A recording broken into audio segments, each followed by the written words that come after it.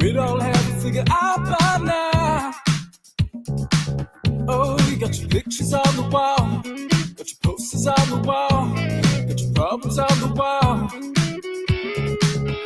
All your problems, all your problems, all your feelings.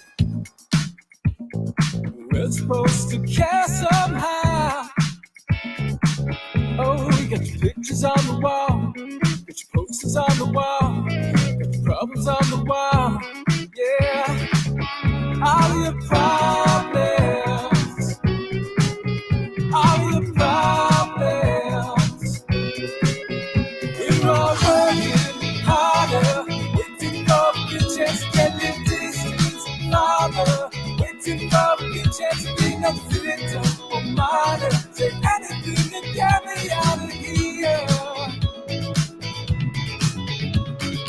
Working harder, waiting for the chance to get the distance farther, waiting for the chance to be no victim or martyr. Take anything to get me out of here.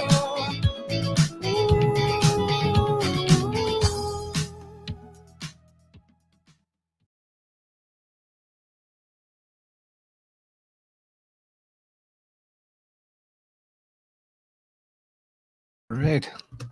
Sorry, everybody, for the delay there. I am again at the helm of the production, so it's going to be a little bit of a delay between. But welcome aboard. We have our new contributor. Paul Staley is my brother. But again, I want you just to reintroduce yourself, Paul, and again your background in business and media, and kind of what you hope to bring in these conversations going forward on Sundays. I mean, we're just looking for open discussion. For me, like you said, educational wise, media arts and business. I'm currently working in the manufacturing sector in a management position. That's kind of, we're just going to have open dialogue here. And my stance on everything that's kind of going on these days is, I'm anti-lockdown. I want to have an open and honest discussion about what's going on here. We're not getting that. We're going to talk a bit about that today, get into a bunch of topics here and give our take and present. Yeah, so the goal of this is obviously we got a wide swath of topics again today. We did the last week, and I think that should be the goal going forward is to cover a wide range of topics in the news. We eliminated, just for the audience that follows us routinely, we're down just to Tuesday videos. We eliminated Friday just to allow more of the news week to go towards this live show. We want to put more time and effort into this. But again, today we have lots of topics. We're going through the science table, the Ontario advisory table. They call them an advisory table for COVID, but the science table for Ontario, they have declarations of interest declared on a lot of the members there. We're going to go through a bunch that popped out to us there. We're going through the Ontario Nursing Association court case on a mandatory mask wearing from 2015 and 2018. And of course, we actually have that court case reasoning in front of us, and we're going to go through some of the reasoning that they gave for that in 2015 and 2018 for their ruling that was in favor of not mandating masking. So we're going to go in some of the virus behind that. I got the nanoparticle size of coronavirus and influenza as a comparison, so we can talk about mask in that regard. And then we're going to go CCLA, which is the Canadian Civil Liberties Association, has a article they released in May, kind of went by the wayside because I just found out about it, and I'm in this stuff trying to look all the time. But they basically said, no mask, not so fast. And they lay out a quick one-page press release. We're going to go through that, kind of what that means. And they kind of confirmed some things I had been suspicious of. About the handling of this. But then we're going to go through one that I think is going to shock a lot of people. That's the origins of social distancing. The whole premise of staying away. Why can't you go see mom? Why can't you go see dad? The psychological factors on children, especially on the social distancing side, has been huge. And so we'll go through the actual origin story of that. I think it's really important for people to understand. I think even today there were news reports about 3 foot is okay for children now instead of 6. So there's obviously ushered in quickly, didn't really study it, and now we're switching on the fly now. And where's the 3 feet come from? It's funny is they don't talk about that on the back pedal. Well, no, it's 3 feet. They haven't trialed 3 feet either, because clearly they've been at 6 feet. So I don't know how they came to that conclusion either. Because you need to not look like a complete buffoon. So I cut it in half and it's reasonable. Anyways, we'll get into it. There's lots to go through. It's one of those topics that just presses the button, right? And then obviously we released a doozy of an article. It's been making the rounds. It's been doing pretty well, but not nearly as well as I want it to. I might just release it with clickbaity titles to just get the attention it needs. That, of course, is the Acer Hospitals monitoring system. Monitors 131 hospitals here in Ontario.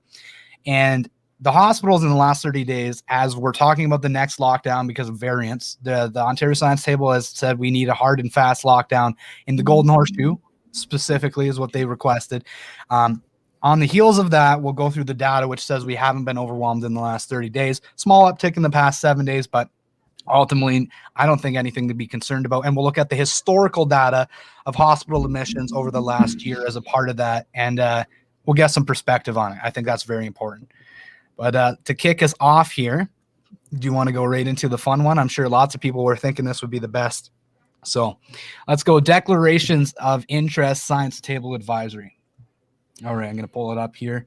Yeah, this is a surprising one because you feel like this should have been talked about numerous times over the mainstream media, but it. On that topic, I'm going to bring this up before I go there. They did bring something up. Can you see this here? It was they went on about the guy Fissman. We're actually going to bring him up, but for different reasons. They were concerned about him being paid by the ETFO. And then they brought attention there. And I'm almost wondering if it wasn't a ploy to bring attention there and not on the stuff we found. But let's go. So they did write about it, but that's there. That's Fissman. I've even seen other doctors online question this guy. Like, is it ego or is it just money that's driving his narratives? Because even they are just like, this isn't, he knows that a lot of the stuff he's putting out is exaggerated. Or again, I saw him release something the other day about the number of variants coming in the country, and like the conversation we had where like you can manipulate a graph by changing the y-axis and making it look scarier than it actually is. And a couple of those he released that were about these variants, and like the total number was like 40, and it's like 40 cases, and it's like, well, if you change the y-axis that it maxes out at 40, it looks scary, right? So it's just funny that he's been the one that has come up the most. He has more followers on his Twitter than some of the mainstream market Twitter accounts in Toronto. Telling me we're about to poke the nest? Is that what you're telling me here? You could. I mean, I kind of make a hobby of just like asking questions on his page on my Twitter account just to see the beehive swarm and come after me, and I just have a nice laugh about it. That's what I like to do in my evenings. It's so easy to just trigger the masses. Like, it's keywords, honestly. Like, you can just, in my head, I could tell you like 5 keywords and I'd be like, that'll probably get you a mob. You just go. But here we are. Why is that? And then just see the responses you get. And then it's what the science says, okay? It's settled. Science is always settled, don't you know? It's always by public opinion, too. It's always concrete, written in stone, science. So that's Fissman. We seen the City TV article they wrote, which was about the ETFO. So this is actually what I found interesting, stood out. So you can go through here. Oh, wait, no, I don't have my screen up. Man, I am dropping the ball when I am in charge of streams, aren't I? Here we go.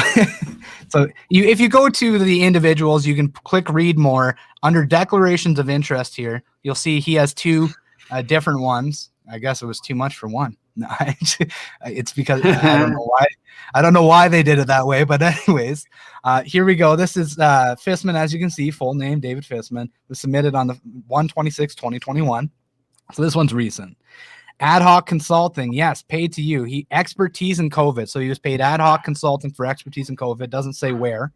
Grant, paid to his institution, not concerned. We'll stick more to the paid to him and paid to the individuals. But he says Yeah, various paid ad hoc directly to 'em. speaking engagements. I'm an expert on COVID and people want to hear me talk. I Yeah, it's a remember little hearing that quote. braggadocious. So that's again why people are questioning, like, is it ego or is it money that's driving this guy's narrative? Because he's getting both clearly by that statement and by the declaration of conflicts of interest that he's released. I mean, He's a lot of if you dig into that, there is teachers union. That was the big article that came out a while ago. Yep. Teachers union was paying him to advocate for keeping schools closed, and he's on the science table that's trying to influence politicians to make those decisions. So that's a big conflict of interest that he had to declare. Apparently, their precedent there is like every 6 months you got to declare your new conflicts of interest. He claimed he did it immediately, and 5 months later they were talking about it. But then when they released the document that declared it, it was like dated the day before. So I don't really know if that's true or not. Maybe it's just because it was released and written for that day. But like either way, this guy is taking money from the teachers union, or was, to advocate for school closures during COVID. And he sat on the science table. So obviously massive conflict of interest that you would think that member would be immediately removed for. You would think, but Doug Ford's never seen a conflict of interest he didn't love. So he only yells about him when he gets found out for him, right? Like, well, this is the issue. You gotta call them all out. But we'll go into the big shenanigans with him. This was the one that you said when I pointed it out to you. You said, "How have they not reported on that yet?" And I said, "Good question." And it seems to be a lot that gets missed in the Canadian media narrative. It's just, well, I mean, you got to click twice, right? So. It's in the fine print. Yeah. Well, yeah, it's a bit of a research thing to go into this type of stuff, but I like doing this. I don't understand why more of this is not done. Like, I've listened to. That's why you do it, right? Like, well, you have intelligence operatives saying this is one of the biggest tools you could ever have in the modern era, and it's seldom used properly, and that's the internet. And so much information. Well, they put it out there. They put it out there, and you verify the source and but they're putting it out on their website. Here's our declaration of interest. All I had to do was click. 100% factual if they're the ones who are releasing that information, right? Yeah, I'm not the one who released it. It's not some independent who put it out. No, it's direct to the source, and that's the type of stuff I've done routinely through Diverge Media. Is just go to the source. What do they say? But on this, we'll pull up the screen share here. This is the one that popped out. Here we are. Other relationships. Yes, there are other relationships, circumstances that are present to present a potential conflict of interest. Here they are. Relationship related to COVID. Yes, yes, and yes. Here they are. Pfizer vaccines entity. Explanation: he attended an advisory board meeting on future projections for the pandemic, for which I was paid an honorarium. So he's paid honorarium fees for speaking at an advisory board on future projections for the pandemic. To Pfizer. AstraZeneca, he attended an advisory board meeting for which he was paid an honorarium. Ontario Nurses Association. He just, it says Ontario, he's an advisor to the Ontario Nurses Association, doesn't claim any honorariums or thing, but he's an advisor there. So, and if we go into So it has to be said that like most doctors have like 5 or 6 things going on at once. They run their own practice. They work at the hospital 1 or 2 days a week. They're a consultant for companies. So they usually have 4 or 5 things going on, which is why it's common practice to disclose these things, because there's probably a lot of work that the government wouldn't be aware of that they're doing. And a lot of it is just signatures. Like, you need a doctor to sign off on stuff. They'll review it, make sure everything's okay, but you're a consultant at that point, right? So, but when it's 2 vaccine manufacturers as well as teachers union. No, back it up. Under emergency interim approval, currently under emergency interim that part gets seldom discussed, but we need to talk about it. That's the part. And then this is the advisory board that goes directly to, and I was just pulling that up there. Sorry, pull this up. not this, but OMA, Ontario Medical Association. This is under their partners under Evidence Synthesis Network. It says it's a collaborative network initiative of Ontario's research knowledge production community, aim to enhance collective impact, reduce duplication, standardize projects, foster collaboration in order to streamline the processing of getting evidence on COVID issues and questions to the people who need it. And I bring this up because Ontario Healthcare, Public Health Ontario is a part of this, Trillium Health Ontario, like Ontario Medical. So it's all those are included in that synthesis network that's listed under our partners. And then we go into the modeling. So he's got 2 there. That's Pfizer and AstraZeneca, and he's been paid honorariums, and he's on the board that advises what the government should do on COVID. And if there's lockdowns continue, like I had the question with the interim orders. What did you see the sunshine list as well? No, I haven't.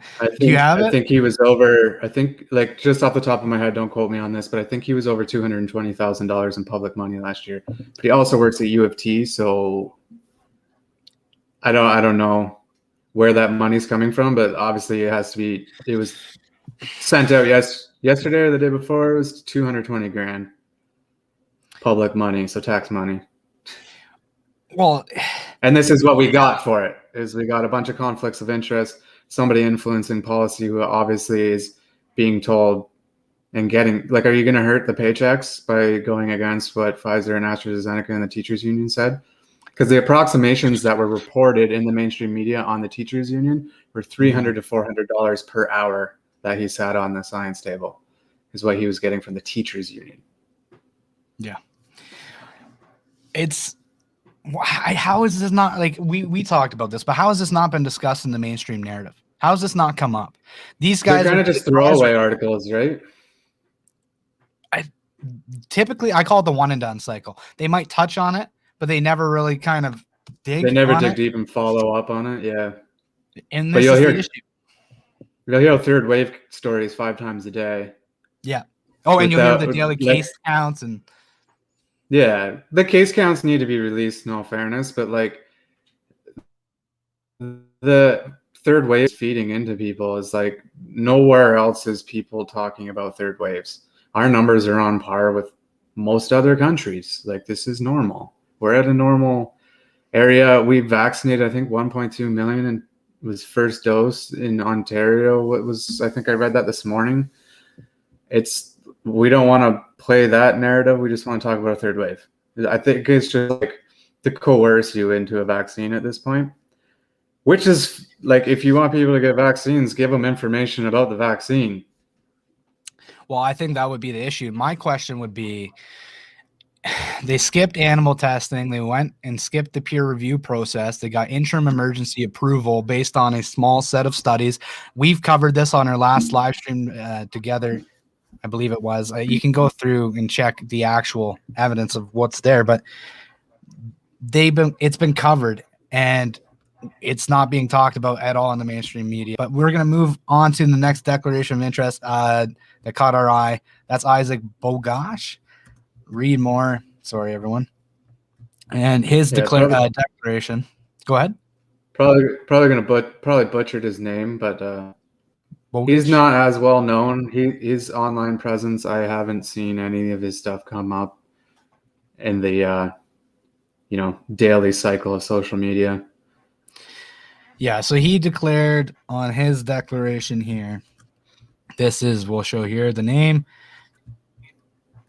And he declared he was paid to him and his institution, the CIHR, to study the global spread of COVID-19. And then he was paid to him to study by the NHL Players Association to review protocols to ensure safe play. And then he was paid consulting fees by Blue Dot. And so, again, the question I had when I read this was, he got paid to consult the NHL and figure it out for them, but yet it's shut down for children. And so why is it okay for one, and then he's getting paid for one? Couldn't you expand that information? Can you expand that information to arena so that they can implement it to keep people safe? Or are we just doing it because the NHL pays money? That's the question. Now, is it a conflict? Because you got paid money, you approve them, but you didn't approve the other. So these are the things that come up. And it's like, that's a pretty straightforward line of logic, I think, to go on the conflict front. But there is one more that stuck out here. I believe I have it right. Do I still have the screen share up? No, I don't, because I'm terrible about that.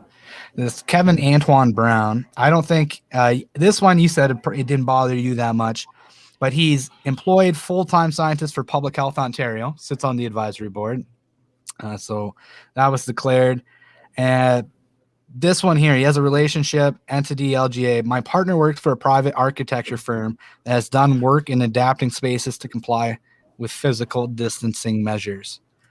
So they, I guess, again, if we're looking at this objectively, could benefit. Does that affect his decision-making ability? Again, you know, you like to think nobody would be affected by this, but everybody is human. It just seems like he's an insider. That's all that says to me, is like he's somebody who's worked with them before. We brought him back in. Like, the social distancing thing's been in for a long time, and it was his partner, right? It wasn't him. So how much influence that would really have on him to then go influence. In terms of all these guys involved, he's one of the less offenders. I mean, is there something there potentially? Well, should we be that concerned about him? I don't know. I don't really know, to be honest. It depends, right? Like, how much has his partner benefited, I guess? How much of an influence would that be in their household?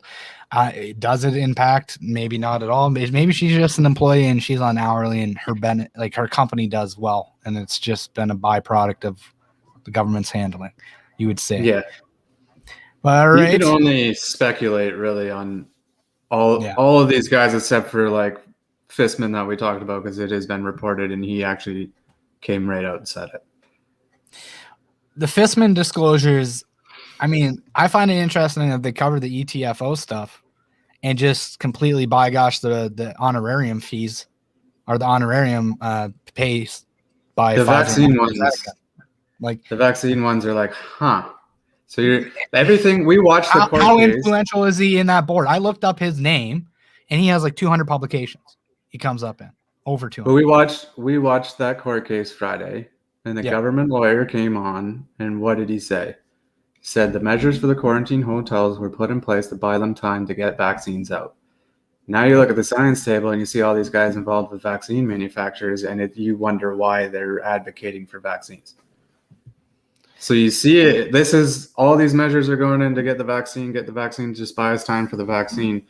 Half of them are redundant, half of them are counterproductive.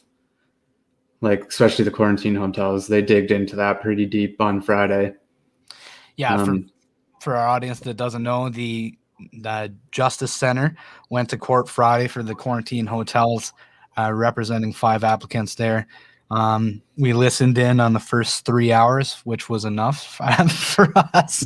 It's a long time to sit in on a court proceeding, but it was definitely enough to hear both sides of the coin. Yeah, let's shift gears and go into that. So, quarantine hotels, the court's the case is being heard, and what were your thoughts on kind of the arguments laid out? Obviously, it's just opinion based because this is still being heard. And we can't really go into any true details, but what the arguments being laid out, what's your position? Because they're pretty reasonable in my estimate. It doesn't seem like they're going for anything crazy other than they want the right to be able to go home and quarantine, and regardless of positive test or not. Do you want to lay out the government's position a little bit, what they kind of laid out Friday from your perspective? Like, the government's position was like I just said, they were buying time to get vaccines out. They studied the Australian and New Zealand setup for their quarantine hotels because they're doing the same thing, and they copied it. But then the charter challenged a lawyer that was representing the 5 individuals fighting it, came and quoted all these politicians and who are even themselves questioning whether this worked. Like it was just there's something there, right? Like they are violating your rights, and what they're trying to do is like, is it within reason? And basically, is what they're trying to do is they're trying to tell you this is infringement on our rights, and we don't really need to be doing this because the alternative is you can go home and quarantine, like if you have reasonable accommodation.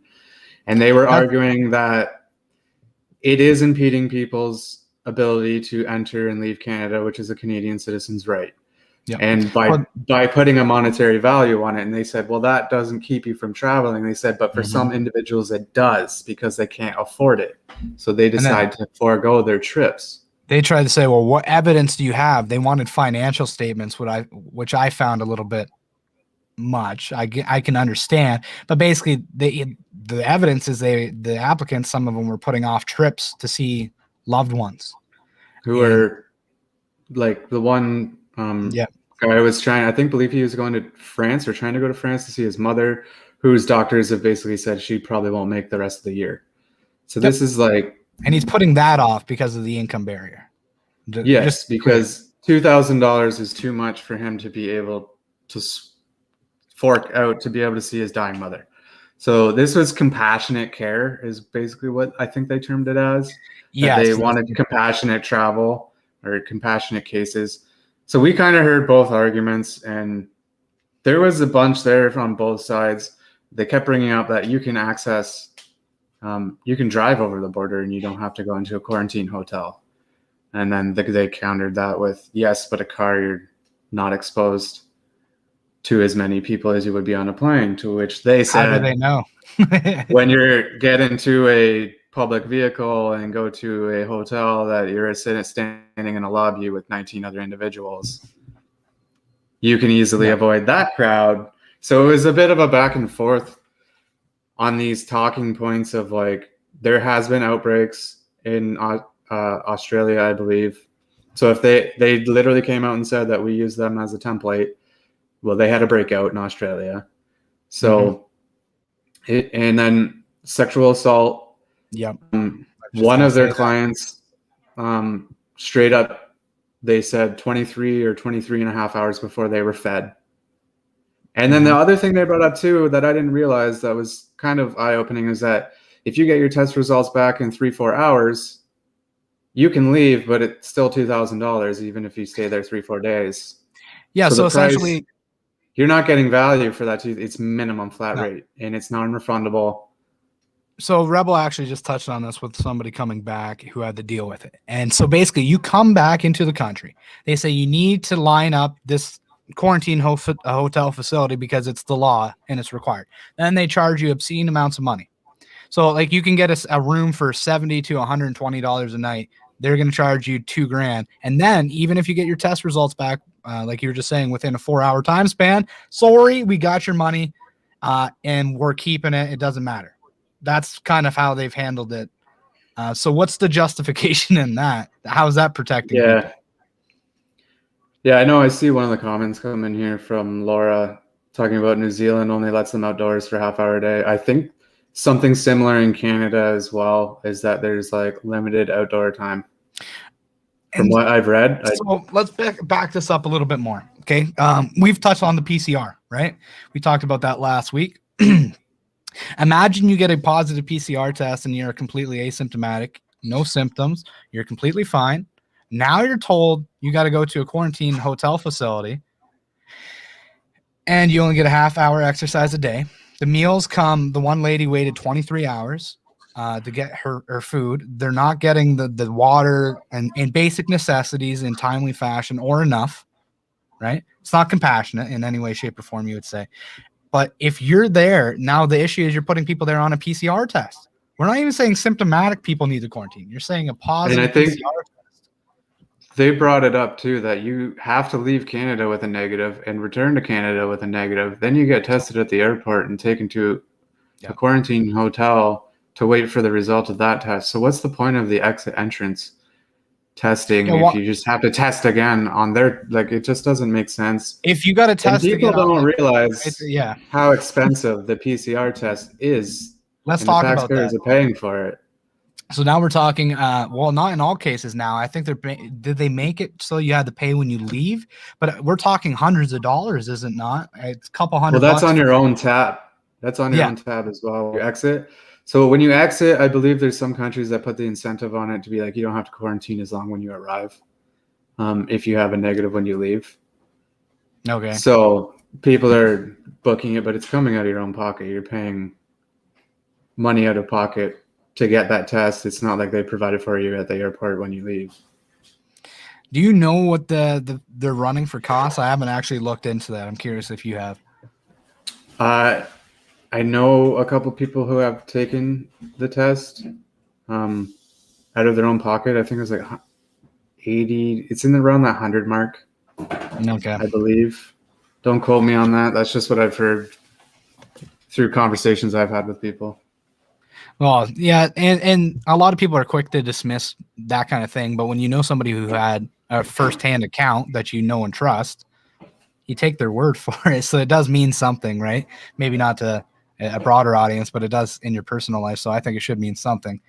Yeah, the quarantine hotel thing is they're arguing from a compassionate care standpoint, but again, my issue is it's basically on the premise of the PCR test and not symptoms, and you could be forced into this situation because you don't have, like in my situation, right? I if I had to travel and I had to quarantine for whatever reason, I technically don't have a suitable facility because I have kids. I don't have a separate bedroom from my wife. Like it's not a doored off entrance or something. They'd have issue with it if they. So for someone like me, if I test, I'm going to have to go to one of these facilities, and then I've just lost all my freedom, even though I might have zero symptoms. And through the Wuhan study, 10 million residents, 300 asymptomatic, zero were actually infectious. So I don't believe if you have like actually no symptoms, not like a runny nose or some pre-symptoms, but legitimately zero symptoms, you could end up in one of these facilities and having your rights violated. And that's the part that scares me. Is it's a scary premise to say, well, we can prescribe this based off of this test, because it's not even a physician's assessment, right? It's not like a doctor has to see you. They just say you took this test and now you're going. We're telling you you're sick based upon this test rather than a physician diagnosing you yet. That's the gist of it. But why do you need a negative test to enter the country to only have to take another test and then have to wait on the hotel? You could have got it on the way to the testing. But it's redundant, right? Like that's the argument that's being made in court is like, why? Why does that have to happen if we're only going to do this as well? Why do they have reasonable accommodation and don't have to be exposed to other people and they can just drive to their own home? Like it was just like a bunch of why. It's over the top.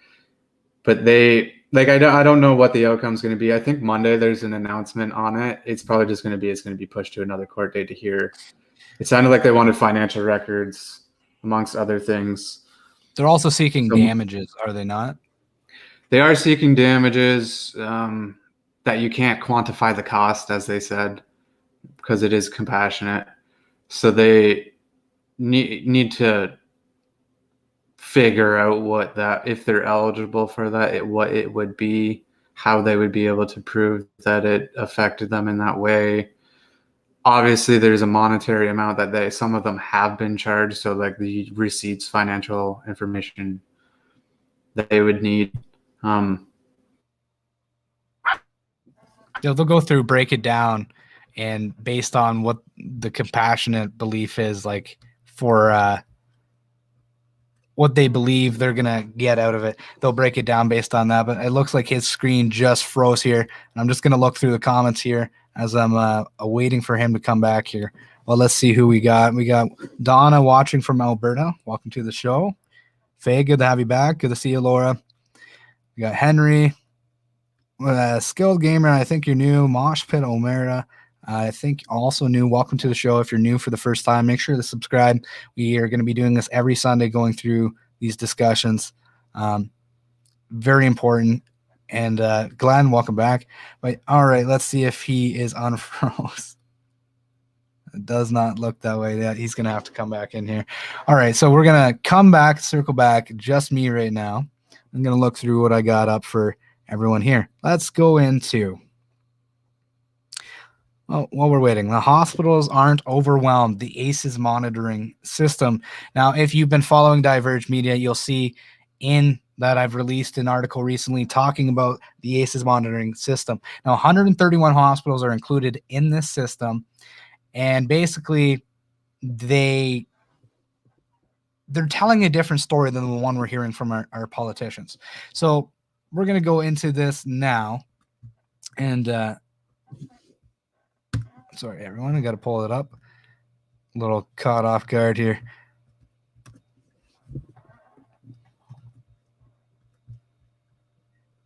All right.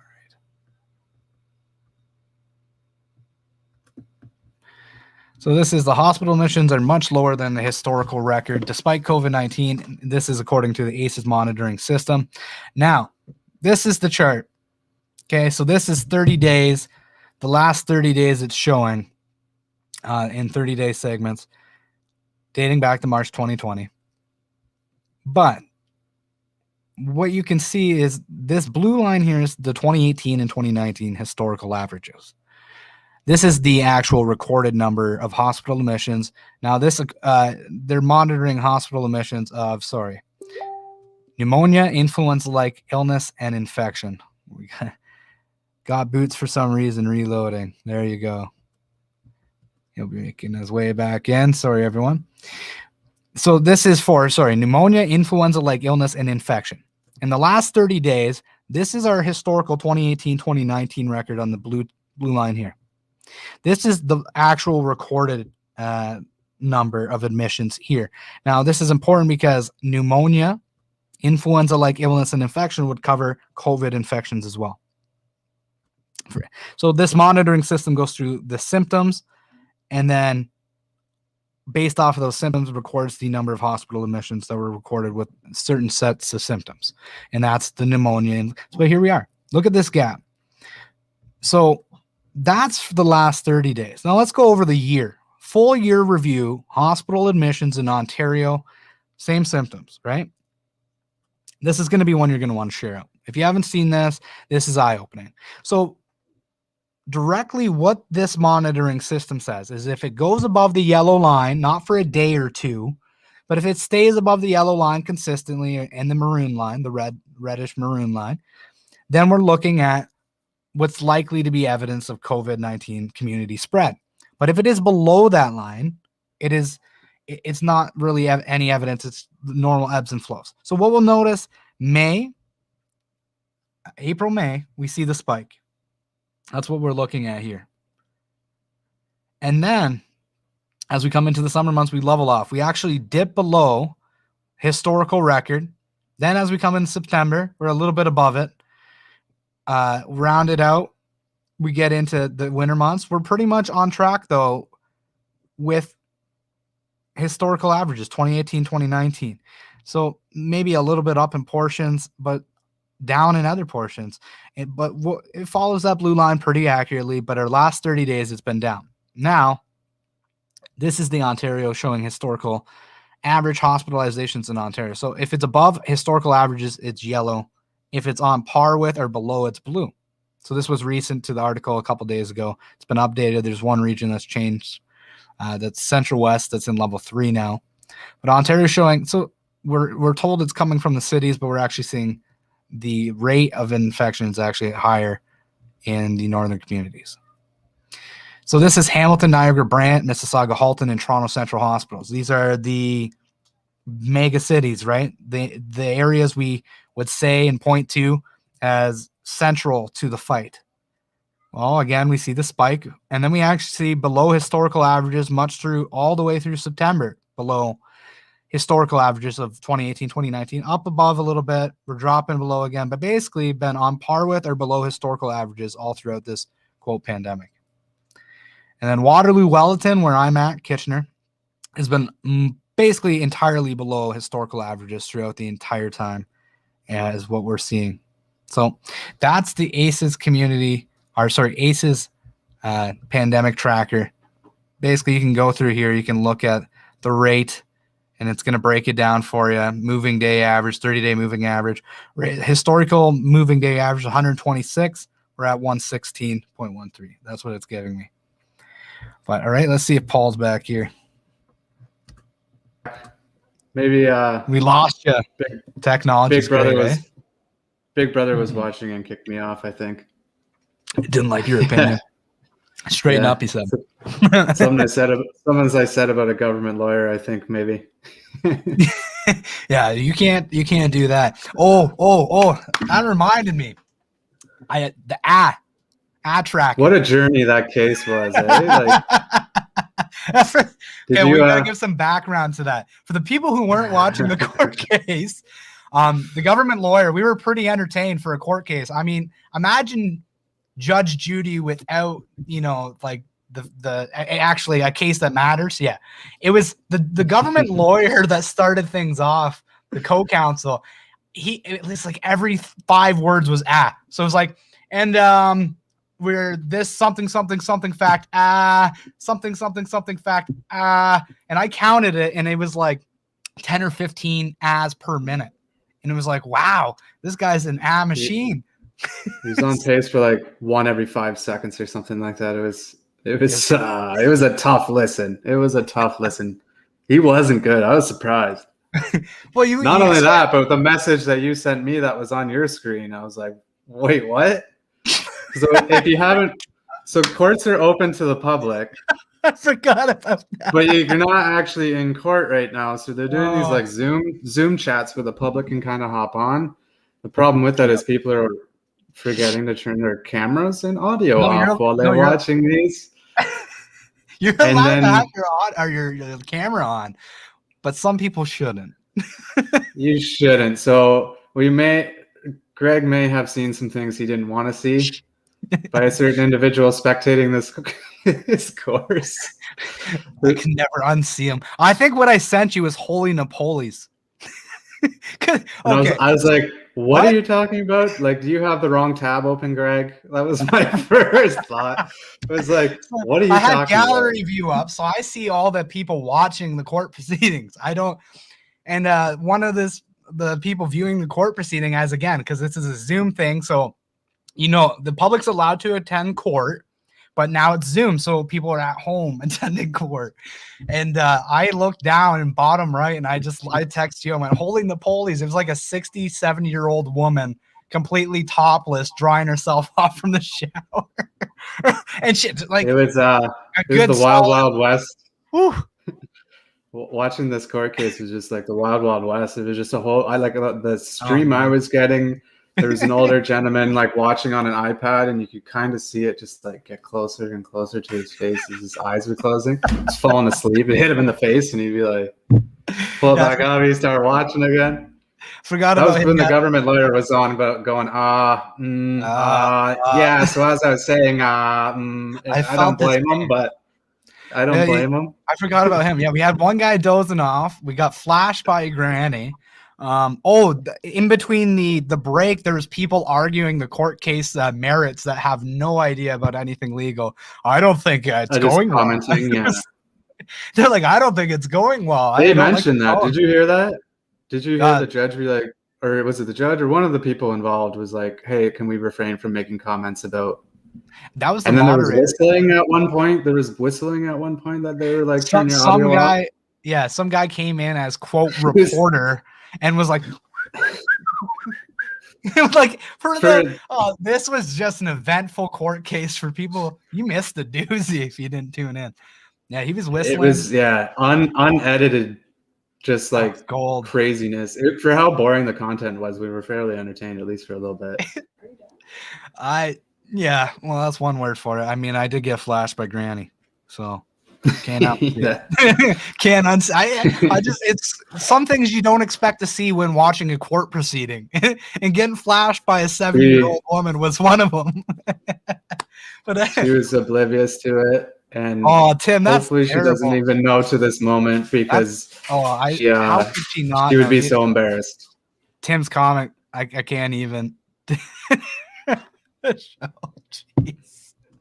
That's awful. Yeah, Fifth Circus Court. It was bad. Anyways, we'll leave it at that. There's a lot of entertainment to go around. This is what the real mainstream media won't tell you. I'll tell you, there's some entertainment happening. That's for sure. You won't hear that. Yeah, you're not going to hear about the holy Napoli granny. It was Just oblivious. Just oblivious. oh, it's bad. No, because this is how oblivious she was. Topless, and then she went towel around the head, and then she's talking to someone in the background, and you can hear her or you can see her having a conversation. And meanwhile, it's dead centers, bam, Well, it's a good thing they were small screens. Now you can't pay attention at all. All right, moving on to some real news. You gotta laugh, everyone. You gotta stay sane.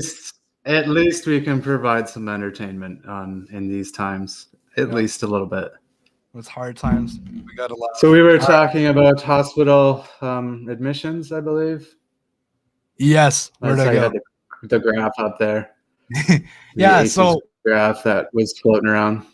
Let's get your perspective on that. Obviously, you pointed me in the direction of the ACEs monitoring system. But the last 30 days, below historical averages, clearly. The last year, it shows a spike basically when the virus was introduced. And then it's been either on par or slightly above or below historical average. It's basically been another year, according. And this is influenza-like illness and pneumonia. So it should be an overlap of COVID there. Sorry. Yeah, so they charted all of those, right, and compared the hospitalization to what's going on right now. You kind of have to keep in mind that they've also, people will argue with you that they said, well, they've canceled cancer appointments in the hospital for hospital admissions, but 1 million also that kind of proves the point that if the hospital has free entry. Pardon me? Sorry, yeah, no, I think it's 1 million missed cancer screenings and 200,000 missed surgeries. 227,000 was the last number I've seen of missed elective surgeries. And then you see the hospital admissions way down for the thing they say is overwhelming them, which is pneumonia, influenza-like illness that covers COVID and infection. And so when you're looking at this monitoring system that covers the whole of Ontario, you got the government of Ontario, Premier Ford is coming out and saying, the doctors are saying we can't open up, and basically they run the province and I won't do anything. I might as well throw a rope around my neck and jump off a bridge if I don't listen to the doctors. And this is the dichotomy. And then you find out they're not overwhelmed. So who the hell's running the province, and what's the aim? I mean, I think what's going on, and I'll get your perspective, is I think it's all models again. It's the same. Oh, we got a big scary model again, just like we did, and we locked down the first time for 2 weeks. Wink, right? We've seen this before, and they come out with these projections again. And Roman Baber hit this home. He goes, listen, the last time you came out with your projections, the low projections were even too high. And then they come out and they trot this out as the reason to destroy business, to destroy, livelihoods again, and turn lives upside down and continue this going on. But I'm starting to wonder again, that interim order on vaccines, I'm looking more into it, but how much does that play into this? If we go outside of the interim emergency, if they said it's no longer emergency and it's just something we need to take measures on, does that change the approval process of the vaccines? Because right now it's under interim order. I don't know that, because my understanding is it would have to go through the normal regulatory processes if it's not through this regulatory order, like the interim order. The real issue with the vaccines is there's no data to relay to the patient to be like, this works, here's the side effects. There's no long-term. It says on I sent you the Pfizer form that literally said it was at one this week. I sent you that. And it was circulating around online that said it was experimental and said you may not even see any effect. Benefit. Yeah. You may not get any benefit from this vaccine. I'm not trying to be anti-vax here, but if you have questions about getting this vaccine, they're not getting answered. If you are nervous, you're not doing anything to put your nerves at ease other than make you more scared by saying there's a third wave coming, even though nowhere else there's a third wave coming. Ontario is the only place talking about that. Well, we are the only place talking about it, and it makes you wonder why. Why Ontario? Well, we heard about it. We heard why on Friday when we were listening to the court cases. All of this is to delay so we can get the vaccines out. They need vaccines to put into people's arms. So we're delaying, we're scaring people. When they're here, show up. When they're not here, third wave's coming. We're going to lock you down. Do you chalk that up to politics?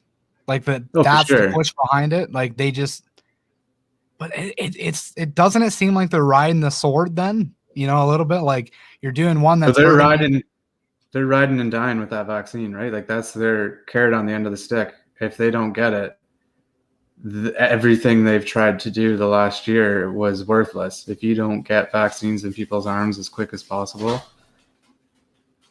that's what they've been riding on the whole time by telling you they've secured 400 million.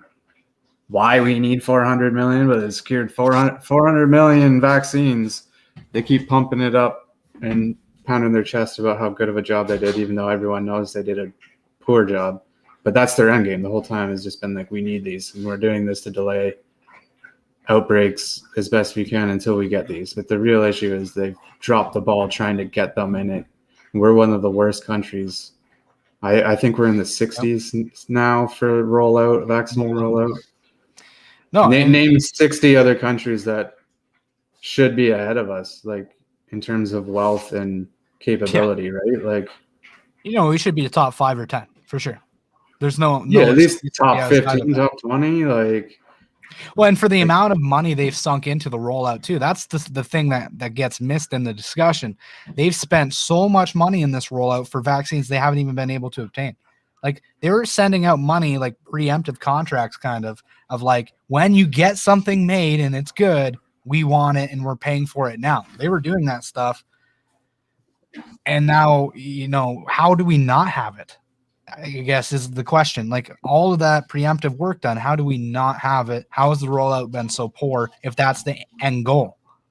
Are politicians that terrible? Like it's tough, or is it outside of their control? That's the question. From the articles I think they chalk. Sorry, I just think the vaccine companies promised everything to everyone. Said, yeah, we can fulfill whatever, and they signed all these contracts saying we'll make it. And now I think once the need, they started producing them, I think they just said, well, highest bidder gets it first. And I don't know if it's relationship things, but what have you seen? I don't think that would be the case because that's unethical. I think it would be, I don't know if they would have went first come, first serve, or it would have just been like whoever we do business with.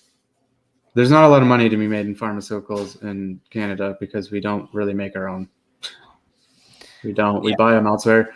I think like the articles that I've been reading have been saying that Trudeau didn't trust Trump to get us vaccines, so he did not invest anything in American made. He went to Europe, and then all the borders basically kept them from coming over. I could understand. Like, I don't even necessarily disagree if that was his reasoning, is he didn't see it going well with Trump, because he kind of shot himself in the foot numerous times dealing with Trump. Like he had an ego, and Trudeau kind of didn't care. You got to spread the risk, though, right? You'd rather get it from like 7 different avenues, and if 6 of them fail, at least one's coming in. Yeah, split the pie 6 ways rather than one way times 6. Especially when it's coming over water, when you can just go to the States and have it come over the border. That would have been, you should have at least secured some from the Americans. That now we're kind of getting charity work, right? We're getting a bunch of AstraZeneca from them. Well, again, the big push on the vaccine, but I think it's missed in the shuffle, is there's also, I think, good drugs out there that are good for the treatment of this. And I think that would be your ivermectin. I think that would be your hydrochloroquine. There's many studies out there on them now. I don't know what vitamin D. Vitamin D, vitamin C, zinc. There's a bunch of things you can do on the cheap. I mean, just vitamins alone, spend $50 and you're set for 2-3 months usually. And some of these countries are mailing these to citizens as well, because like it's not just like India did that, did they not? It's not working. I think India was doing it. That was the main one that they were mailing. I want to say vitamin D and zinc. Yeah, zinc and vitamin D packs to households. It was like $2.20 American was the cost. Yeah. And so we haven't heard anything like that here. No, and there's no talk about it, and there won't be. And that's where you question, is there a conflict somewhere? Or why, you have to question. I have a friend that's a doctor in Peru, and I just said to him, like, why the push on the vaccine so quick? Because his reasoning is like, we got to get it out in emergency because people will die. And I said, well, but there's other drugs out there. Shouldn't that be the first go, is to try the drugs that you have? And take your time with the vaccine? And take your time with the vaccine. To an extent, I can see there being still an elevated push on it, but not the same way we've seen where they just bypass normal operating procedure. No peer review required. Like, I would love a peer review on every vaccine that's been given interim approval. That I would love that. We've been through the AstraZeneca reported side effects the other day too, me and you. Nothing alarming in it, to be honest. It made you like 16, 17 countries at this point have pulled it, waiting on. It was the blood clots. If they're looking at more data, they might have divvied it up in a few different breakdowns for medical terms. From what we've seen, there was cases, but for the amount of vaccines they put out, there was a few in there. It was odd because of the one that kept coming up was like issues with ears. Like people having like swelling, and that was like larger numbers. You got that by the time you got through all these big numbers that were talking about like ear issues, which was really odd. You get to the blood clotting. The blood clotting was like, what did we say it was, like 0.0000134% or something like that of people who got it. It's like, okay, well, why would 16 or 17 countries pull it if that was the case then? So it makes, like we were talking about, being able to manipulate that pretty easily. Well, not to say that they're lying, but like, because that data is definitely data, because they would get raked. Well, that was what I said, is like, we look through the data. I'm like, nothing pops out that much. But I said at the same time, these countries pulled it for a reason. And you got to think, like, they're releasing the data. Okay, you're running a trial. You have no peer review process. You have government entities and things kind of pressuring you for data and information, but you have no peer review process. And then something happens that might cause your drug or vaccine to get pulled, and you're the one in charge of the actual study. Like, that's where it is like, and then the report comes out that says, here's the listed side effects, and it wasn't peer reviewed either.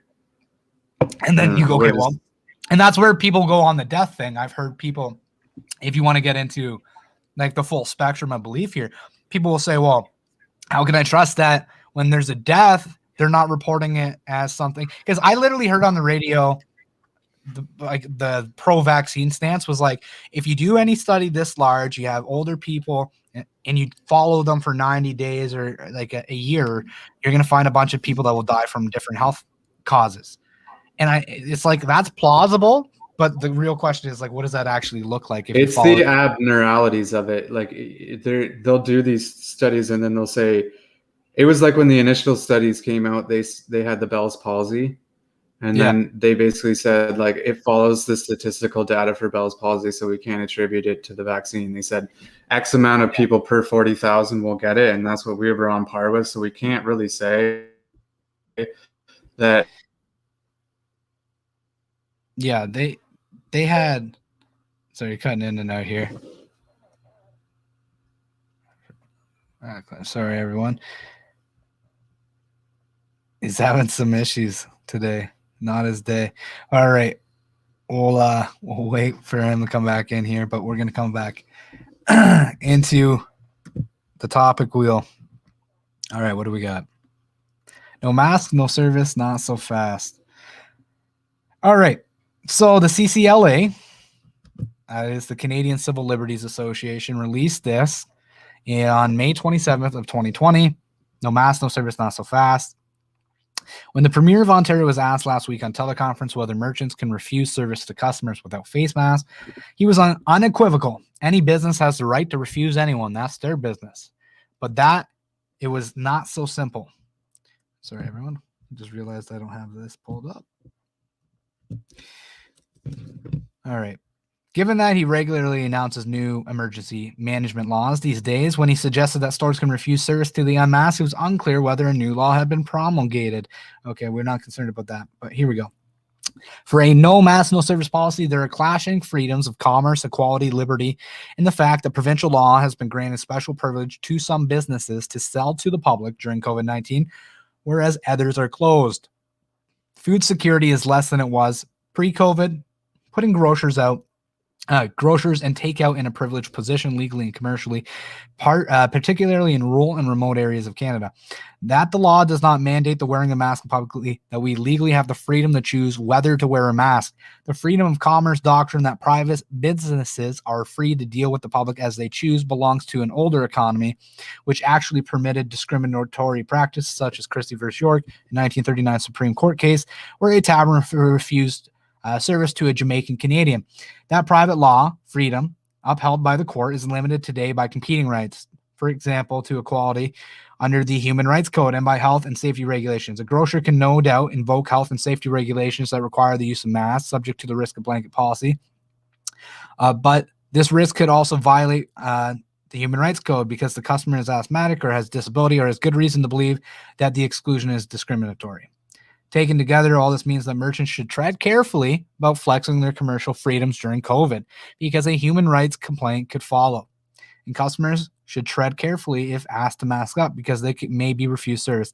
The rule of law suggests that first ministers avoid making statements about, so they made the statement but basically they're saying, the Ontario, you may end up with the Ontario Human Rights Code complaint, which is what we talked about in the past before bringing it in here. But obviously, you can refuse service, but that is a dangerous road. So you can open yourself up to a human rights complaint because now it's discriminatory practice. You can't refuse on other grounds. So unless you have, again, clear-cut proof that a mask is helping and things like this, and somebody has a legitimate reason not to wear one, you're opening yourself up and your business up to a potential human rights violation. So your thoughts, Paul, on business handling? It's a tricky and complicated issue because, they say no shirts, no shoes, no service, so they can refuse you on that. But now you can't. Now you can't refuse service on not wearing a mask. I don't know if that's the case.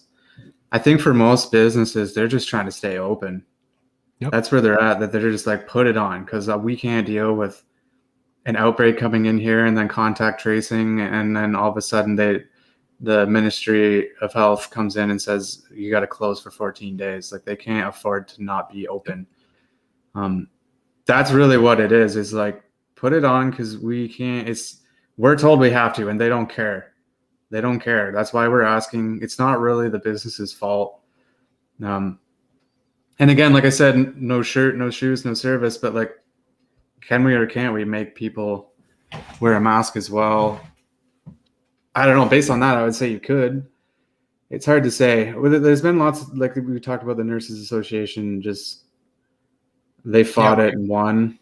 And then we were talking earlier today about the study that came out that was 1.8% effective. And then it must have been in the peer review that they basically said they didn't account for any social distancing or this, that, and the other. So the results are pretty, can't even attribute that 1.8% to the masking. It had to be a shared result with every other thing that was in place at that time. So I don't know. It's one of those things. Like I said last week, I think the mask mandate is going to be the last thing to fall because there's so many other issues going on right now that they're worried about vaccines. They're worried about quarantine hotels. They're worried about people losing their shirts over their business closures. Third wave's coming, but businesses can open in Toronto apparently. So everything's time sensitive right now for sure too. There's that element of it too, where everything's an emergency, and maybe that one is not an emergency to a lot of people.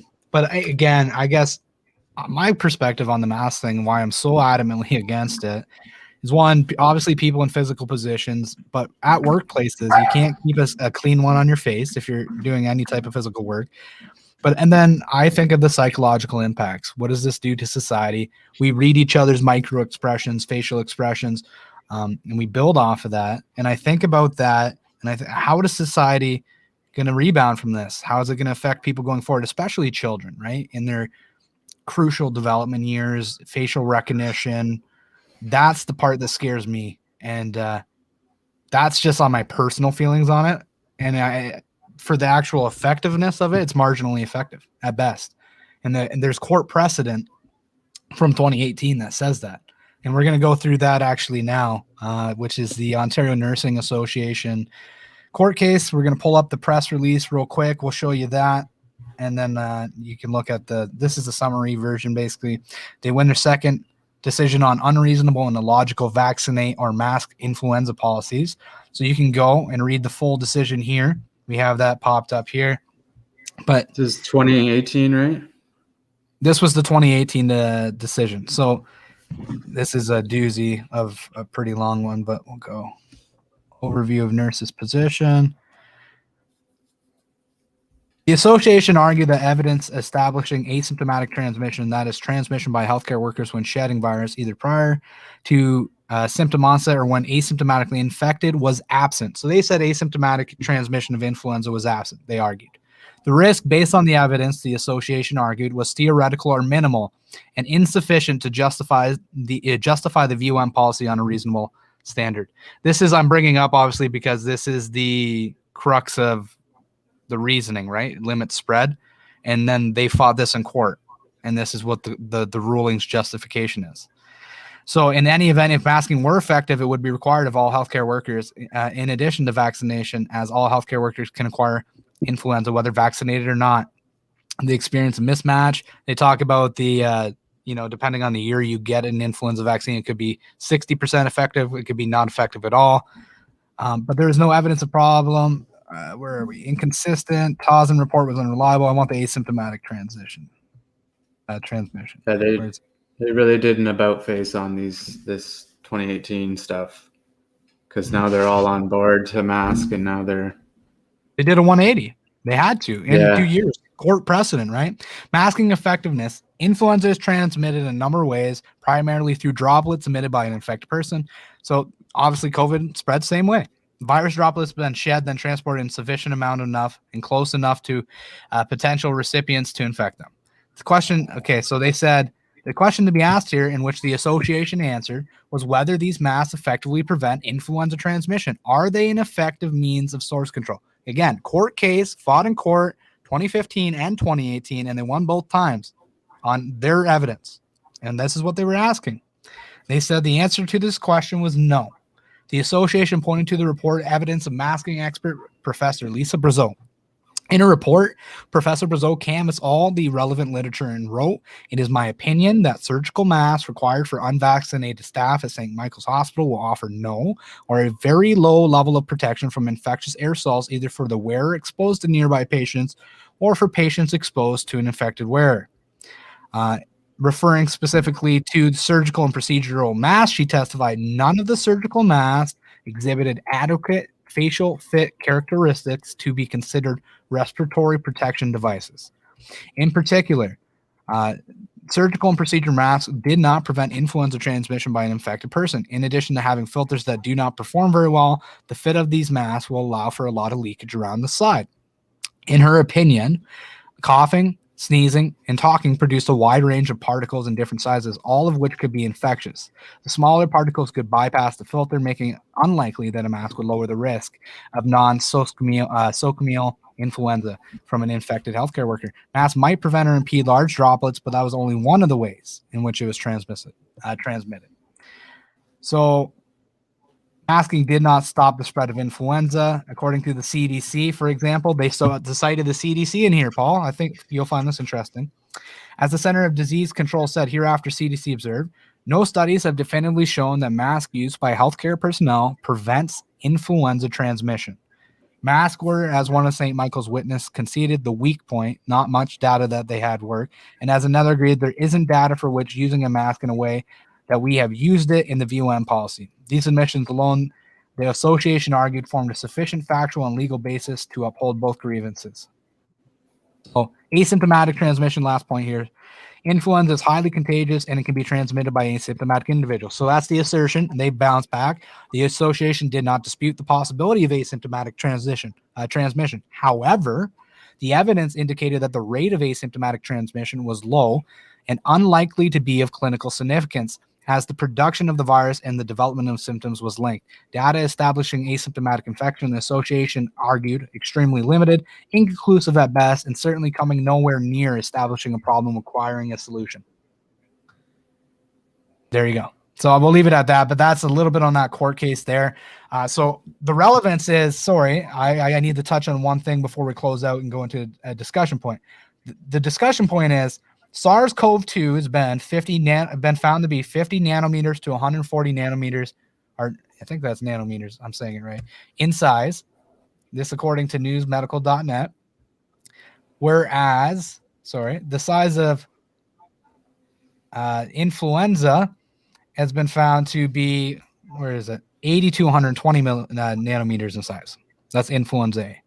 So the small end, obviously 50 is a lot lower. So my whole point in bringing that up is these are smaller particles than influenza. So if the court precedent was set in 2015 and 2018, and they're saying asymptomatic transmission is not even a problem that required a solution, there's no evidence, like we're looking at the hospital admissions, that COVID's any crazier contagious, looking at the pneumonia-like influenza illness, like all that. We're looking at the ACEs system. There's no evidence that's showing that this has been the crazy thing they made it out to be, I guess, is the takeaway here. We're looking at the hospital admissions. We're looking at, what do you say? Like, what do you take away from that? I don't know how else to say it other than you had a court precedent set and they went silent. And contradictions. Now like you said, they went. We talked about it last week. The contradictions that these things have happened with the same players involved. They said one thing back then. Now they're saying a different thing. It's why the public trust has eroded in government over the last year. Not that it always hasn't been high. It's never been high, but I mean, you see all the contradictions that they've made, and then these types of stories come out, and then it's just people roll their eyes now. Nothing that comes out of their mouth is believable because the same players are involved and they're saying both things. They're telling you masks work, and then they're telling you, oh yeah, that court case, and oh yeah, this peer-reviewed study we released, oh yeah, this as well. Like CDC told us they worked and we put in a mask mandate, and then CDC released data that said they didn't. They said, no, it's worse than that. Like they said 95% effective at one point if you double it. And then you find out they sprayed an aerosol can at mask, and then they said, oh yeah, it protected against 95% aerosols. Like this is the study they did, and then they said double up on your mask, and the government hopped on it. You talk about contradictions like that. So how long do people keep listening to you before they don't listen at all? And then when you do have something relevant to say that could help, you know you're not going to be heard. And I think that's what we're seeing. I think, like, if you've been watching and listening the last month, like, the tables are turning. Like, they're not winning the battle anymore. They're not winning the argument anymore. They threw scraps at Toronto on the weekend, and they were pissed off about it, and they went and protested in large volume over the weekend. I think public opinion is starting to change. Public opinion's definitely starting to change because they're seeing these exact same things and they're finding out these exact same things. And it's like, wait, what? What'd you say? All of a sudden people are listening because we're a year in and it's not ending. There's no end in sight unless you make it. Like, they keep waiting for this vaccine that, like, half of people are pretty nervous to take. And then people are running to get it and people are running away from it. Like, that's my opinion. That's why this third wave talk is happening, is kind of to coerce you into getting a vaccine right away without enough data to make a conscious decision that is like that you're comfortable with. So again, yeah, like I said, they threw scraps at Toronto over the weekend. That was something that came up. Like yesterday, we saw videos come out online and start circulating, and you saw all the end of the lockdown signs and people with megaphones chanting. And at that point, like, because from what I've seen, like, the numbers in Toronto haven't been strong until this past weekend. And those are the first videos I'm seeing that come out that I'm like, oh, that's a actually sizable crowd now. But you see it online too. Like, news reports too are starting to slightly turn. I think the narrative. Even from a news perspective, I think even people that, even they're starting to question things. It affects everyone.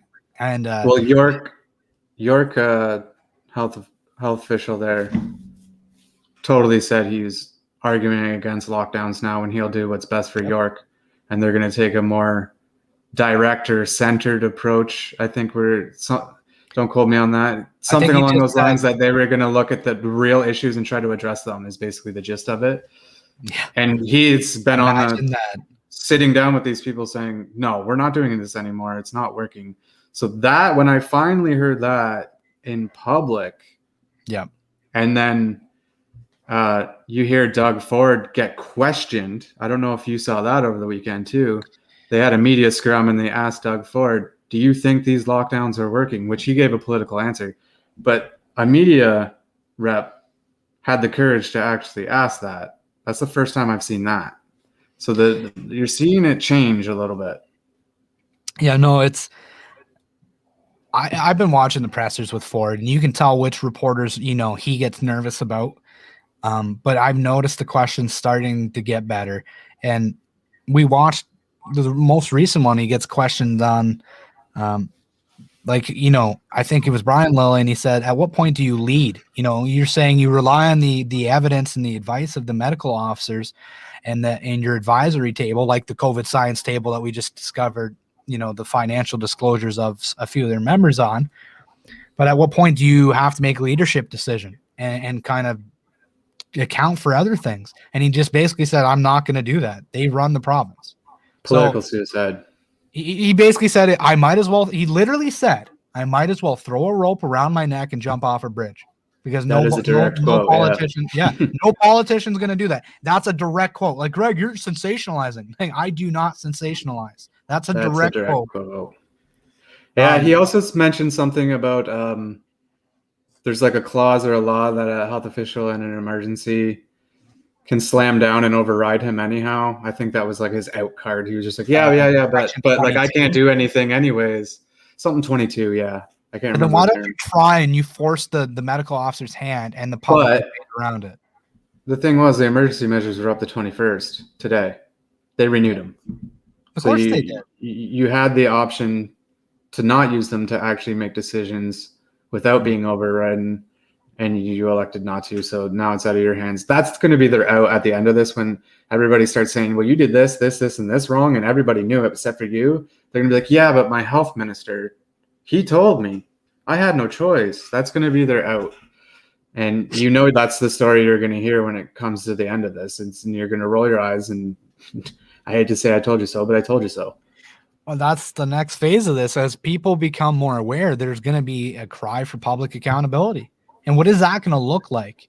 Is there going to be a cry for an election for health officials? There should be, though. You would think. Now that you understand how much power they can have in your life, wouldn't you want to have some say and know what they're about? I would. I sure as hell would. Yeah. Like, if I knew my area was Dr. Eileen Davila, and she's up, and I have somebody who doesn't have a husband who received our disclosed financial interests with vaccine manufacturers. Allegedly, apparently. According to CV Update 2020 and listed, it's all, anyways, because we broke it. It's just allegedly, right? Allegedly.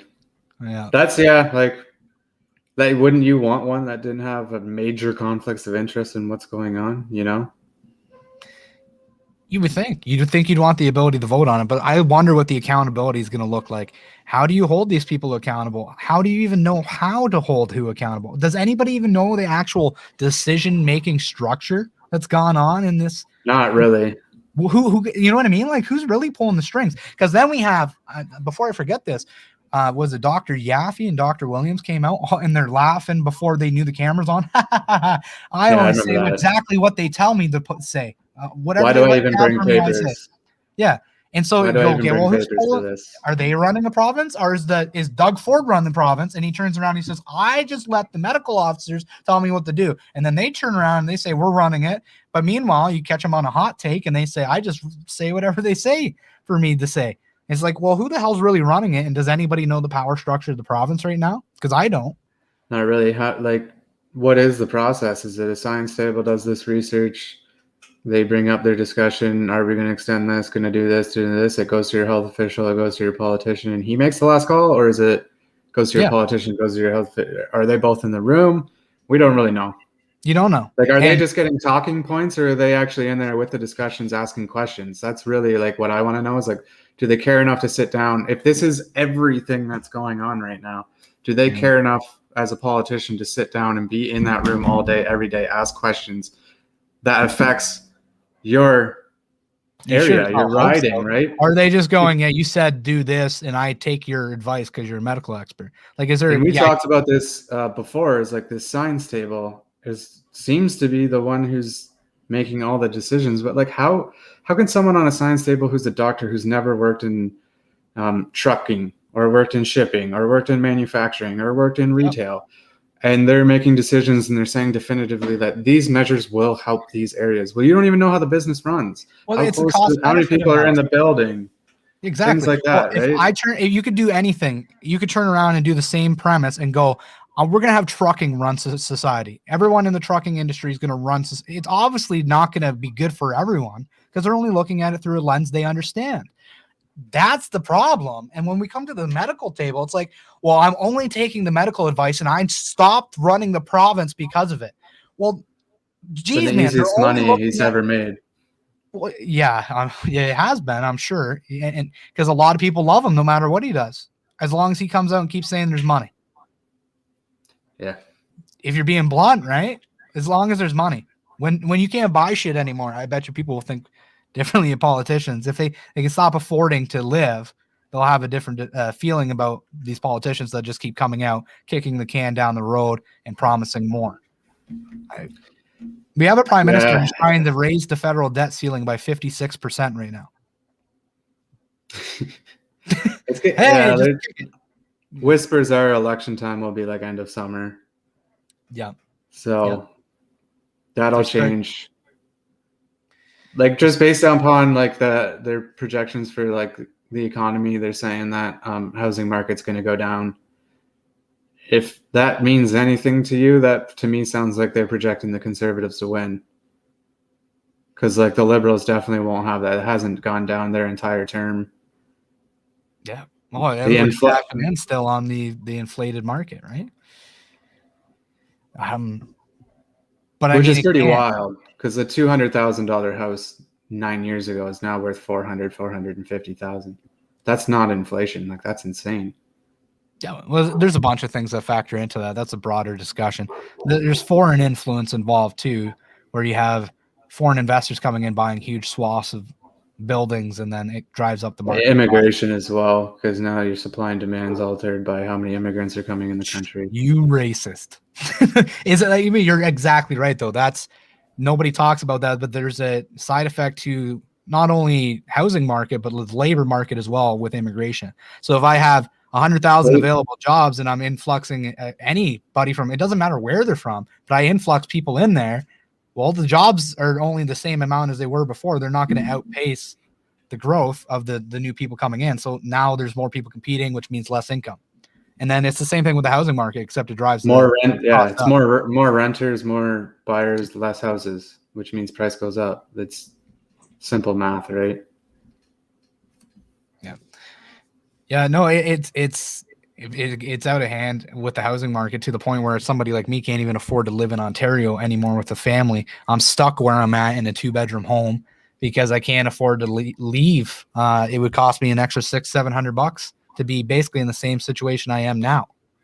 Yeah, it's tough. Like I had the only time age will benefit you is I had the benefit of being older than you and being ready to take that step at a certain time that I was able to buy a house before it went crazy, and how lucky I was, to be honest. I think about that a lot, and I'd be lying if I told you I wasn't bitter about it. Like truthfully, like I don't blame people. It's double income is mandatory now. It's insane. I got in financial trouble when I was younger, and I'm still recovering from that. But like, I'd like to be able to, there would have been a time where if I could have put 10 grand away, I would have been able to get a house. That's so far removed from reality now for somebody like me. It's like my regen for a house that would fit my family, and we're talking 600,000-700,000 entry level home. Like, Yep. I need 150,000 a year, and then you hope that I hope they don't shut down the economy and I don't lose my job because then I'll be homeless. Like, that's what That's just fake money, right? Like, people are making more money than ever, but they can't buy anything with it. Yeah, well, you can be a billionaire or a trillionaire, and actually, it's funny that I say this. Libertarian Party of Canada's leader, Tim Mullen, posted a picture of himself, and he said, "I'm a trillionaire," I think it was, or a billionaire, and he was holding a Zimbabwe banknote for like $1 billion because it got that out of hand. Like, people, like, money's worth nothing. It's worth something because we say it is, and it's based off of goods and assets. And Canada's been selling gold like crazy. At the same time, we've been inflating the debt faster than we did in World War II.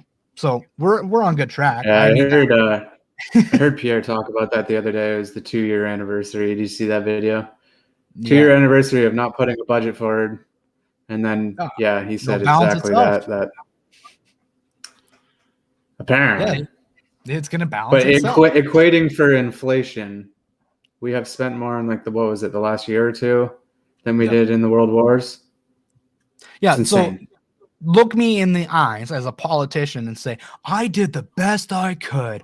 I did everything possible. That's why I spent more than both world wars combined and still did a shitty job. Like, do you want a high five for that? Like, do you watch Trudeau give his debates? Like, it's the cadence. I find it funny just because he reads the same thing over and over again. But that's not the funny part.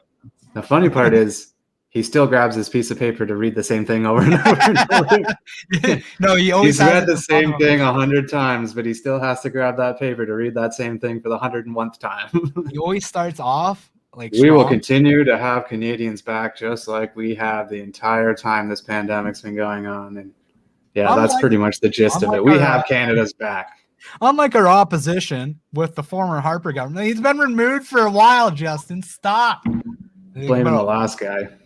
He's not even the last guy. He's blaming the guy before the last guy. I heard stuff about, did he have a quote about Mulroney? Oh, yeah. Today or yesterday? When he was surprised. Come on, man. He likes to pull on the old conservatives to hammer on them, ironically, and they like to try to be more liberal. So, like, they keep throwing their conservatives under the bus, like you would say the hard social conservatives. They keep throwing them under the bus and at the same time becoming closer to the liberal, and then the liberals attack them for being too conservative. It's kind of this funny circle go around. You're too conservative. Meanwhile, they're like kicking out conservative members saying they're, not fit for the party. It's like, okay, they're not going to appease them, but they'll keep doing it. Don't. Yeah. All right. Well, I think when you do this bad of a job, I think it doesn't matter who your opposition is. I really don't think it's going to matter. They prop up, anybody at this point, and it might be better than what we got going on. You're probably not wrong. Where to go? Yeah, origins of social distancing. There we go.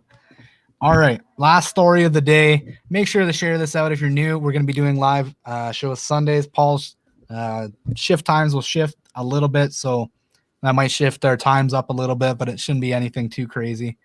We should be safe on Sunday at 3 from here on out. I think we were talking, plan is to get on Spotify at some point too. I don't know where we're at with that, but stay tuned for that. Yeah, I gotta just force myself to do the procedure. I pulled it up and didn't follow through. So, all right. So here's me telling you that we're going to be on Spotify soon. Just to hold you accountable. So now I have to set up Spotify soon, just to clarify. So for people who like to listen while they commute, that's a great avenue to use. If you don't already have Spotify, it is a great avenue for things like that.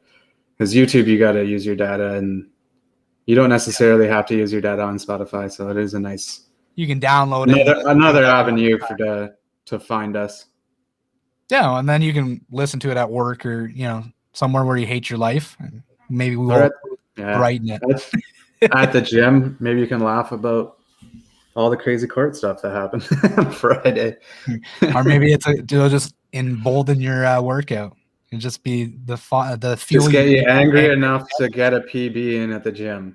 That's a Diverge Media's job. We're just trying to make you angry enough to get your curls in. Yeah. Get your Your reps. deadlifts are going to be great, guys. All right. All right. So last story of the day, you're going to be shocked. The origins of social distancing. Where do they come from? I don't think most people know this. It shocks me knowing it, but we'll go through the actual study itself and why it matters. Because again, social distancing, 6 feet apart. You mentioned it earlier. The CDC's came out and said, "Oh, now it's only 3 feet." But where do they get that number? It sounds like they're just pulling another number. But anyways, this is from townhall.com, written by Larry O'Connor. May 20th, 2020. So this has been common, like out there for a while. Yeah, this has been common knowledge for a while. You got that right. So never before in modern history has a civilization embarked upon a widespread quarantine of healthy individuals. Till now. How did it come to be? Would you believe it all started with a 15-year-old science project? Laura Glass of Albuquerque, New Mexico, was participating in the Intel International Science and Engineering Fair in 2006. At the time, the Albuquerque Journal reported on her project. So she took a virtual town of 10,000 people, computerized world, where she introduced the spread of a disease such as where she could experiment on the spread of a disease such as the Spanish flu of 1918. The simplest way to halt the spread is to limit the number of contacts. So in theory, it makes sense. We've talked about that too, right? So yeah, in her but you could also model, cite the SARS, how they handled SARS too. Is like one of the first things they did was limit contacts from common people coming in and out of LTCs and hospitals. So it was like single work. You could only work one place. So there is a bit here that you could be like, okay, maybe there's something to this. So yeah. And so I don't think this would be easily dismissed if it was brought up, even though it was brought up by a 15-year-old. I don't think you could just close the book on it. Instead of 5,000 people getting sick in her model, the number was reduced to 500. Her father, Dr. Drew Pinsky, who has worked in the past with Dr. Anthony Fauci, has extensive knowledge of infectious diseases, says the science project then got elevated to national prominence. Sorry, that's not her father. Her father, a computer modeler, put together a program that modeled this on a larger scale. He and she then published a paper in 2006 that the Bush administration adopted as policy. So he co-wrote a paper with his 15-year-old daughter, and then they published it in the Bush administration as a policy. They didn't, and if you read the paper, they don't really recommend lockdown. They recommend regional sorts of closures, but nothing like a lockdown. So anyways, that's the article here, but here's the actual study. So targeted social distancing designs for pandemic influenza. Robert J. Glass, or Laura M. Glass, that's his daughter. She was 15 at the time. I have it highlighted what I wanted to point out, which is for infectious asymptomatic persons, an infection reproduction rate was set of 0.25 for a mean period of 2 days, making these persons half as infective as those with symptoms. So obviously, I bring this up. The presumption in her test already, right? I haven't even really showed you anything. Her presumption was that asymptomatic people are half as infectious as symptomatic. Bullshit. Right? That's way. Can we acknowledge already it's like, no, because we studied 10 million people. We had 300 asymptomatic PCR positives and 0 were actually infectious. Therefore, to assume that half of all asymptomatic people are infectious, like that's like asinine. That's just so out there to use that as the crux of your argument. So yeah, if you think about it at all and say half of people or asymptomatic people are contagious, everybody would be sick at all times from all viruses. Like that's impossible. Yeah, well, no doubt about it, because unless you did exactly what the model said and don't go anywhere and limit all interactions. But I do like that they pointed out that they didn't advocate for lockdowns in a more regional approach. Like imagine your government came to you and said, we need to limit mobility in like the north end of your town. You now need to stick to the north end, and the south end of the town needs to stick to the south end. We've broken it up so you have access to all amenities still. But like basically we're monitoring movement to limit spread. Is that better? Or is that worse? Like everything's still open in your area. Is that better? Is that worse? It's better for business owners, maybe, kind of. I don't know. You're not getting as much customers coming through the doors. So that is an interesting thing that you just pointed out, and that made me think of that. Like, is it better to do it that way? If they're advocating for like a more regional approach, if that was like what they were kind of thinking. Yeah, the regional approach would, it would probably depend on industry and stuff like that. But there's certain things like it doesn't work in a tourist industry where you need people, or a restaurant industry that Yeah, for relies sure. on tourism in the summer, right? Like if you're by the Or beach retail. and you own a restaurant, retail, like things like Like if I want to I, go shopping at the mall and it's not in my region, I can't go to the mall. I got to shop other places now. So you're not getting any. A mall is designed for a lot of people to come through. yeah, And I then don't there's really. exceptions to it that you'd have to be able to travel for work and things of that nature that like very hard to limit mobility in any way. So I don't know why they tried to, is what I'm getting at. I don't know. I look at this again, like I wish it was common knowledge, but you literally had a 15-year-old put forward a hypothetical computer model, and On nobody a computer even model budged. they built. They They built. built a computer And the and programmed presumption it. was, again, imagine any influenza season where half of people that have no symptoms get other people sick. If they came out and said, hey, we're basing this social distancing, you can't go hug granny because you're healthy, and a 15-year-old put together a computer model that said half asymptomatic individuals will infect other people, you'd go, I'm going to choke you. Get away from me. I'm going to see Graham. Like this is, but nobody crazy knows. talk. We just that's just, you're conspiracy. We'll leave it to the independent medias and they'll be the crazy conspiratorial types. Meanwhile, it was reported by, I believe, New York Post even reported on this connection. But I'm not reading even from the New York Post connection. I read directly from the medical article that was put forward out of the Emerging Infectious Diseases, CDC. I read it directly from there. And it was out of Albuquerque Public High School, it says. Like it says it there. Author affiliation, Sandia National Laboratories, Albuquerque, New Mexico, and Albuquerque Public High School. They had to list that as an affiliation because she was a high schooler. Yep. And we based infectious disease policy on it. You would think you would need a minimum like education or credential to have any government put policy around what you did. But maybe they sent it up the channels and had people fact check it. I don't know. But it just seems it definitely doesn't build a strong case of proof if you're the one putting it into policy to be like, we got this information from here. Well, this is why we're doing it. I'm not saying a 15-year-old can't bring forward valuable information. That would be doing a disservice to humanity to suggest because you're young, you can't contribute in a valuable way. Well, when it comes to medical science, even when it comes to medical science, it needs to be fact checked. But my issue with this is like clearly it went up the chain of command, but who in their freaking right mind says half of asymptomatic people spread it and goes stamp of approval, put that forward. That's a policy now. Who said that was okay? And that went through the Bush administration. That's putting it mildly. But again, the origins of social distancing. You can't go, you're healthy, you have no symptoms, not a runny nose, you feel great, not pre-symptomatic, not some symptomatic, no symptoms, asymptomatic. You can't go see your loved ones because of this. They said it helped. Where the hell's the proof? Lockdowns haven't helped. Social distancing hasn't helped. And all I've seen when I look at the ACEs monitoring system is a normal year of the ebbs and flows of seasonality of respiratory illnesses in the winter seasons. That's what I see. Yeah, it seems to be.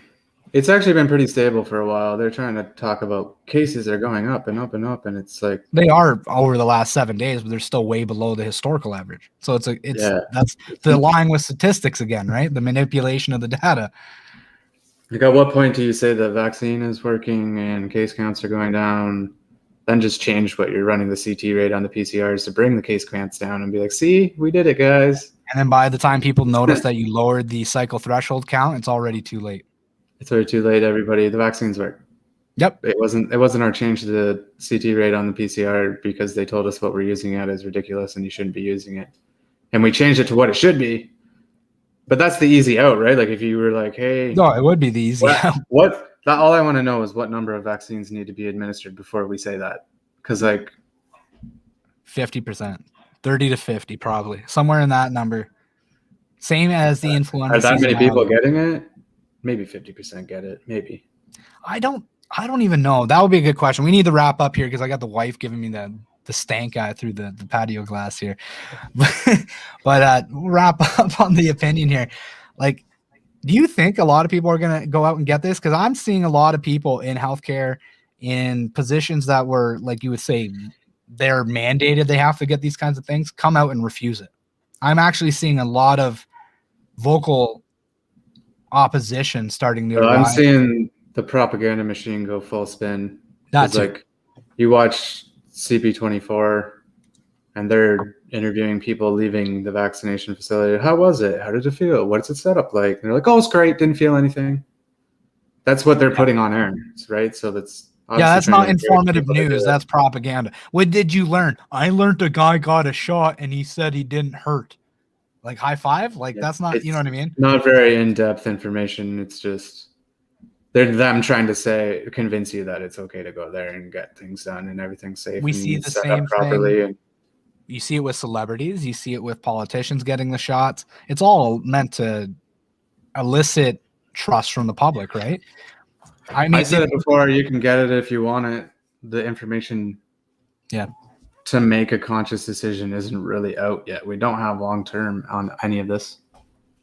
Well, we'll get a completely objective viewpoint. If we're looking at the effectiveness of vaccines, it looks like they can reduce symptoms, but don't know, it hasn't been peer reviewed. That process, their numbers need to be combed through by someone else. That's my first concern. Secondly, as somebody who's 26 years old, I'm not at risk of this virus. Statistically, I'm going to get it. I might not even know I had symptoms. In fact, I probably won't even know I had symptoms. Or I could take a vaccine that's not helping prevent spreading the illness. That's not one of the things it does. Their own documents said it might not work. Yeah, and so it reduces your symptoms, which they hope will reduce the spread. That's the argument. Yep. So why would I take it? 60% chance I give myself a headache, 50% well, that's chance, why you know what I mean? So that's why the propaganda machine is in full turn, because we hear those things and we know them to be true. And then people are like, why would I bother then? Yeah. But no one's showing up to get them. And you're hearing these stories come out that healthcare workers are not getting, like they, I saw out west, was it Alberta, Saskatchewan, that like put a tweet out, the health minister out there was just like, hey, we have a ton of appointments available. Come get them. And no one showed up. And they're acting like they're giving out so many. I seen one the other day. They're like, oh, 4,000 shots were given out in Ontario. And I'm like, that's not a lot. Like 15 million people in Ontario. So, but yeah. So anyways, we'll wrap up. This has been a good discussion. I think it's a good point to wrap up on this. But origins of social distancing, let's leave them angry. And we'll see you next week at 3 p.m. Eastern. This is Paul Staley, our newest contributor. He's bringing a business and media background, so we're excited to have him a part of it. I think it's good. He brings a balance of viewpoint and perspective to the show, and I think that's kind of the goal here, is to go through things objectively, present the information as best as possible, and go through them. Either the information supports your viewpoint or it doesn't. And I think we kind of have the full perspective of viewpoints covered between the two of us. So I'm excited to keep doing them. And we'll see everybody next Sunday.